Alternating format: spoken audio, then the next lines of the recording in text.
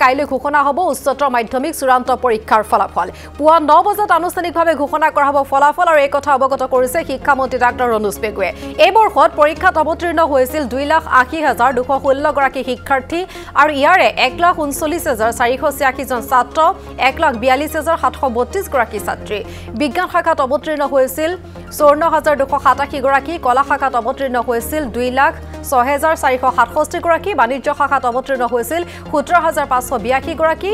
কেবট ৱেবছাইটত কাইলৈ ঘোষণা কৰা হ'ব ফলাফল আৰু 12 ফেব্ৰুৱাৰীৰ পৰা 13 মাৰ্চলৈ পৰীক্ষা অনুষ্ঠিত হৈছিল আৰু কাইলৈ কৰা হ'ব পৰীক্ষাৰ ফলাফল ঘোষণা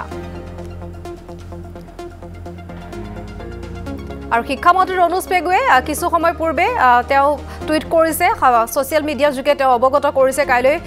উচ্চতৰ মাধ্যমিক চূড়ান্ত পৰীক্ষাৰ ফলাফল ঘোষণাৰ খবৰ ইতিমধ্যে শিক্ষামন্ত্ৰীগৰাকী অৱগত কৰিছে কিছু সময় পূৰ্বে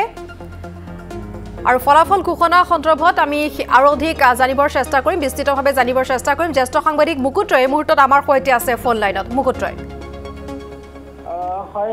কিছু সময় পূৰ্বে শিক্ষামন্ত্ৰী ডাক্তৰ ৰণোজ পেগুৱে চলিত শিক্ষাবৰ্ষত অনুষ্ঠিত হোৱা উচ্চতৰ মাধ্যমিকৰ চূড়ান্ত ফলাফল ঘোষণা হ'ব বুলি এক্স যোগে আনুষ্ঠানিকভাৱে অৱগত কৰিছে আৰু সেই অনুসাৰে কাইলৈ পুৱা 9 বজাৰ লগে লগে যিসকল ছাত্ৰ ছাত্ৰীয়ে উচ্চতৰ মাধ্যমিকৰ কলা বিজ্ঞান বাণিজ্য আৰু কাৰিকৰী শাখাত চূড়ান্ত পৰীক্ষাত অৱতীৰ্ণ হৈছিল সেইসকলে নিৰ্দিষ্ট ৱেবছাইটৰ মাধ্যমেৰে তেওঁলোকে ফলাফল লাভ কৰিবলৈ সক্ষম হ'ব কিন্তু এইখিনিতে এটা কথা ক'বই লাগিব যে কাইলৈ যি ফলাফল ঘোষণা কৰা হ'ব সেই ফলাফলত কোনো ধৰণৰ কোনোটো শাখাতে শীৰ্ষস্থানৰ ব্যৱস্থা নাই অৰ্থাৎ পূৰ্বতে যি ষ্টেণ্ডৰ ব্যৱস্থা আছিল সেই ষ্টেণ্ডৰ ব্যৱস্থাটো এই চলিত শিক্ষাবৰ্ষৰ ফলাফলত নাথাকে বুলি শিক্ষা বিভাগৰ এক শীৰ্ষ সূত্ৰই অৱগত কৰিছে গতিকে এই প্ৰক্ৰিয়াৰ মাধ্যমেৰে যি শিক্ষাৰ লগত এটা বেপাৰ চলি আছে এই বেপাৰ বন্ধ কৰাৰ স্বাৰ্থতে এনেধৰণৰ গুৰুত্বপূৰ্ণ সিদ্ধান্ত সেৱাৰ পিছত শিক্ষা সংসদেও গ্ৰহণ কৰা বুলি সূত্ৰটোৱে সদৰি কৰে কাৰণ চলিত শিক্ষাবৰ্ষৰ যি পৰীক্ষা অনুষ্ঠিত হ'ল এয়া অসম উচ্চতৰ মাধ্যমিক শিক্ষা সংসদৰ দ্বাৰা পৰিচালিত হৈছে কিন্তু আগন্তুক শিক্ষাবৰ্ষৰ পৰা যেহেতু শেহতীয়া বাজেট অধিৱেশনৰ মাধ্যমেৰে সেৱা আৰু শিক্ষা সংসদ ইতিমধ্যে বিলয় ঘটোৱা হৈছে আৰু নতুনকৈ অসম ৰাজ্যিক স্কুল শিক্ষা বোৰ্ড নামৰ এখন নতুন বোৰ্ড গঠনৰ ক্ষেত্ৰত যি প্ৰয়োজনীয় আইন লাগে সেই আইন ইতিমধ্যে পাৰিত হৈছে এই ক্ষেত্ৰত ৰাজ্যপালৰ স্বাক্ষৰ ইতিমধ্যে সম্পন্ন হৈছে আৰু যেহেতু এতিয়া মডেল কোড অফ কণ্ডাক্ট চলি আছে লোকসভা নিৰ্বাচনৰ আৰু এই মডেল কোড অফ কণ্ডাক্ট অন্ত পৰাৰ লগে লগে এই সম্পৰ্কত প্ৰয়োজনীয় অধিসূচনা জাৰি হ'ব আৰু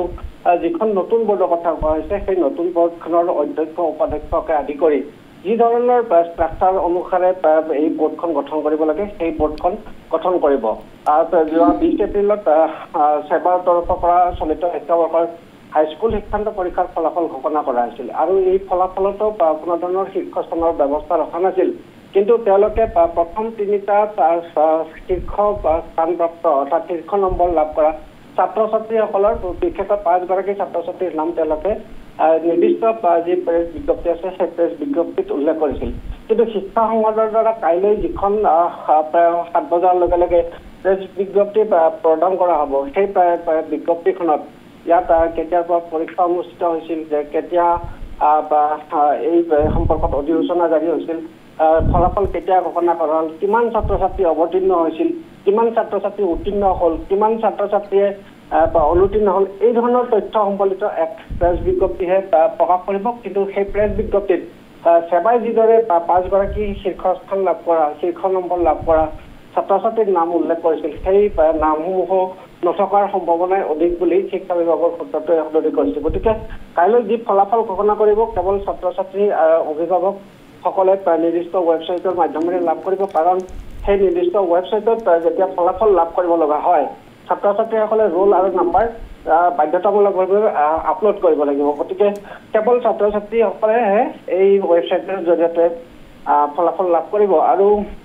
আটাইতকৈ ডাঙৰ কথাটো হৈছে যে শিক্ষা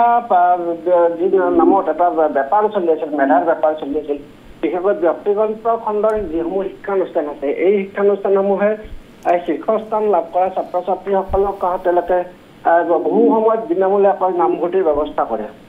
আৰু বহুমূলীয়া বিনামূলীয়াকৈ নামভৰ্তিৰ ব্যৱস্থা কৰাৰ পিছত অন্য ছাত্ৰ ছাত্ৰীসকলক সেই বিদ্যালয়খনলৈ অনাৰ এক কৌশল হিচাপে তেওঁলোকে বিজ্ঞাপন প্ৰকাশ কৰে এই বিজ্ঞাপন দি পেলাই যি শিক্ষাৰ নামত বেপাৰ চলাই আছিল সেই বেপাৰ বন্ধ কৰাৰ স্বাৰ্থতে এনেধৰণৰ সিদ্ধান্ত গ্ৰহণ কৰা বুলিও শিক্ষা বিভাগৰ সূত্ৰটোৱে উল্লেখ কৰে মুঠৰ ওপৰত এই 4টা দশকৰ অন্তত শিক্ষা সমাজে এক ঐতিহাসিক সিদ্ধান্তৰে ফলাফল ঘোষণা কৰিবলৈ গৈ আছে সেয়া শিক্ষা বিভাগৰ যি শীৰ্ষ সূত্ৰ কথাৰ মাধ্যমতে এই কথা পোহৰলৈ আহিছে সত্য প্ৰমাণিত হ'বলৈ হয়তো আৰু আমি কেইটামান মুহূৰ্ত অপেক্ষা কৰিব লাগিব কাৰণ কাইলৈ 7 বজাৰ লগে লগে যি প্ৰেছ বিজ্ঞপ্তি তেওঁলোকে প্ৰকাশ পাব সেই প্ৰেছ বিজ্ঞপ্তিৰ জৰিয়তে আমি আৰু অধিক তথ্য লাভ কৰিবলৈ সক্ষম হ'ম নিশ্চয় মুকুটৰা আপুনি কোৱাৰ দৰে মেট্ৰিকৰ দৰে দেখা পোৱা গৈছে উচ্চতৰ মাধ্যমিক চূড়ান্তটো এইবাৰ যিহেতু স্থানপাত্ৰৰ কথা কোৱা হোৱা নাই আৰু সেই কথা মেট্ৰিকৰ ৰিজাল্ট দিয়াৰ সময়তো দেখা পোৱা গৈছিল যে ফলাফলৰ বাবে আমি অপেক্ষা কৰিবলগীয়া হৈছিল কাৰণ তেওঁলোকৰ মাজতে যিহেতু সেই কথা চূড়ান্ত হোৱা নাছিল আপুনি কোৱাৰ দৰে যিবোৰ খেলিমেলি বা যিবোৰ শিক্ষাক লৈ ব্যৱসায় দেখা পোৱা গৈছে শেহতীয়াকৈ মুকুটৰা এই মুহূৰ্তত আমি আপোনাক ধন্যবাদ জনাইছোঁ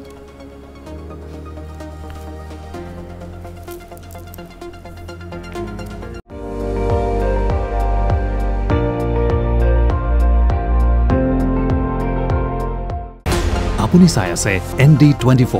সৰ্বশ্ৰেষ্ঠ নহয় সৰ্বোত্তমৰ দৌৰ